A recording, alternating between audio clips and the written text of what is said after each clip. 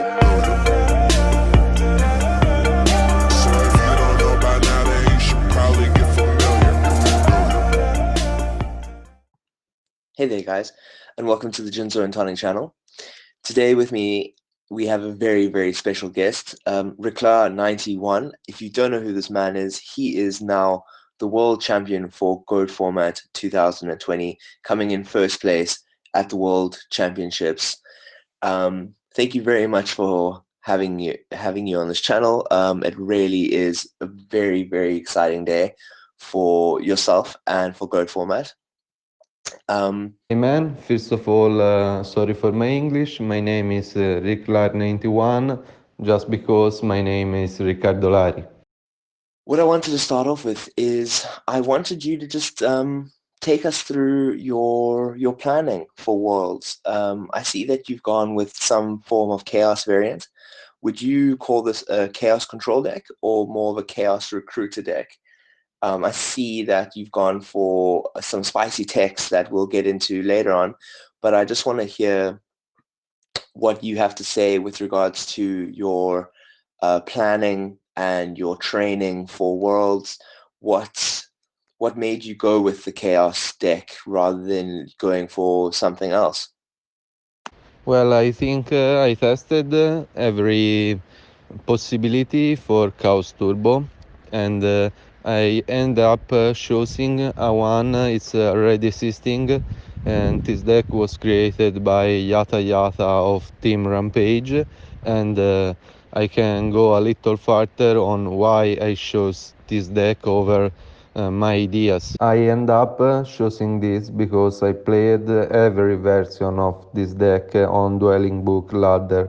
I tried inconsistent version with Jar of Greed, Upstart Goblin, beaters like Kiko and Asura, but in the end I found Yata deck was already prepared and the most comfortable to play without some breaking, and that's why I choose some of the best openers in the game like Dekoichi and the Spy, and I go further for on this concept.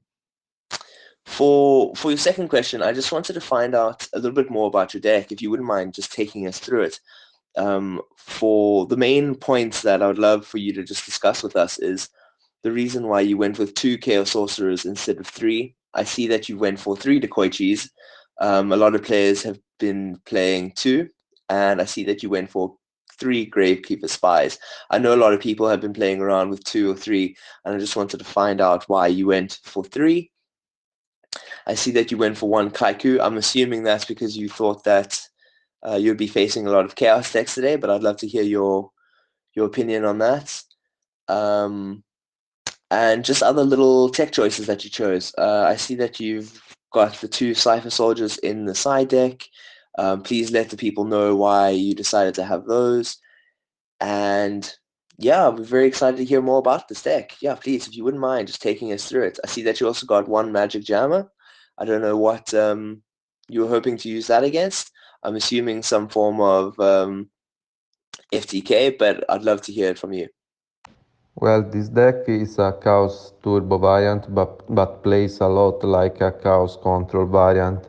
Having triple Decoiches and triple Spy make my first turn every time live, and having this kind of tempo, like in other games, can really give me the lead in the first turn. Also, some cards like Chaos Sorcerer wasn't needed at 3 because they lead to breaking, and if I start bricked, a single dash shot can already give me the loss. The side I played Kinetic Soldiers because I found Chaos Warrior to be really played after a format library championship and the wins of uh, SDL Killa or something like this. I don't prepare it well, to be honest, for FTK like Empty Jar, and I add just 1 Magic Jammer in the side.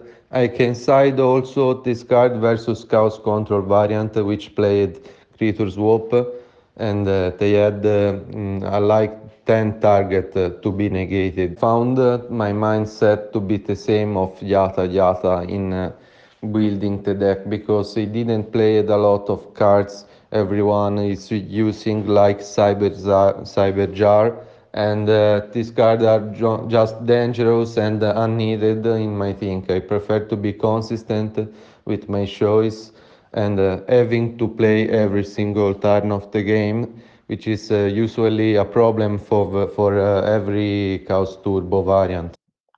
Thank you so much for sharing your deck build, Riclar, and just the little spicy texts and choices that you've made throughout the deck, and giving us an insight more into it. I just wanted to find out from you, when you were going into this tournament, were there any players or duelists or even deck builds that you were worried to come up against? Can you let us know what deck builds or players you knew could maybe give you a hard time with this build that you have chosen?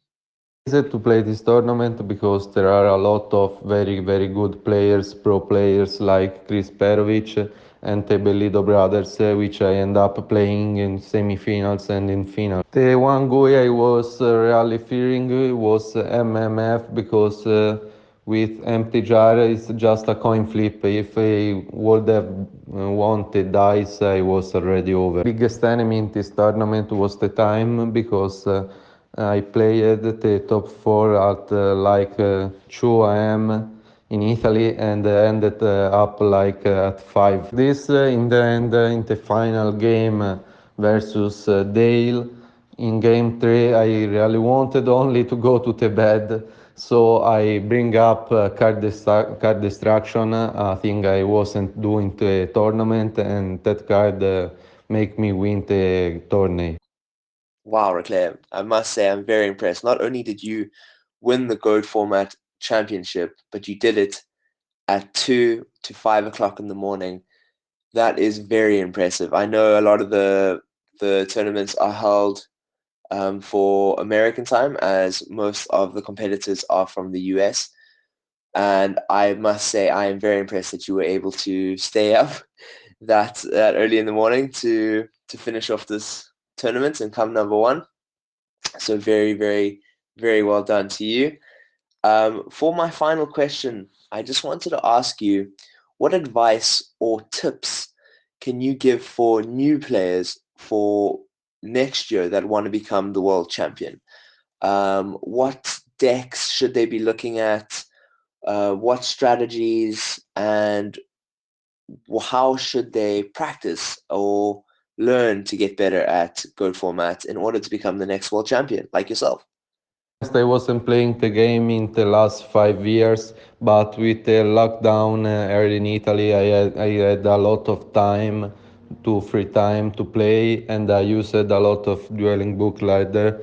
This ended up giving me the confidence to make fast plays without thinking every turn, like 5 minutes, like other people do, and this becomes stressful if you continue thinking, and then doing just one move. So I had a lot of background because I played competitive for like 10 years at YCS and European Championship, National Championship, and this gives me the confidence to play a better game nowadays. But first of all, always remember God format is there for fun. It's not competitive in any means. This can end up playing competitive in a world championship, but whatever, if you play on 12 book ladder, you just have fun. So my last tip is, I see people go angry for graceful charity on pot of grid. If this is the problem, just don't play God format, because this is the most fun part, and it's just a part of the game. If you have luck to have them, good. If your opponent have them, you can just play and try to come back. Amazing. Thank you so much, Riclar, for your time and your tips and advice. I think the main thing that I took from your advice and tips is just have fun, guys. It's a game, and we're just here trying to have fun. But lastly, before I send off and say goodbye to Riclar, please, if you have any shout outs you'd like to do to friends and family or other duelists that have helped you get here, please, this is your time. Give them a shout out. Well, first of all, I have to say thanks to my girlfriend Elena because he let me play card games online on the weekend all the time without killing me. Then for the guys helping me like Chris Perovic, Pro Weight, Everfall, Yata Yata for the decklist of Team Rampage, and other guys which helped me grow in this community. Thank you so much. So for my Italian real group with my friends Francesco Bellantone, Gino, Simone, Alessio and all the other guys playing God format in real with me, having just fun. Thank you Jinzo&Tonic for the interview and for the all work you do for the community to grow. See you.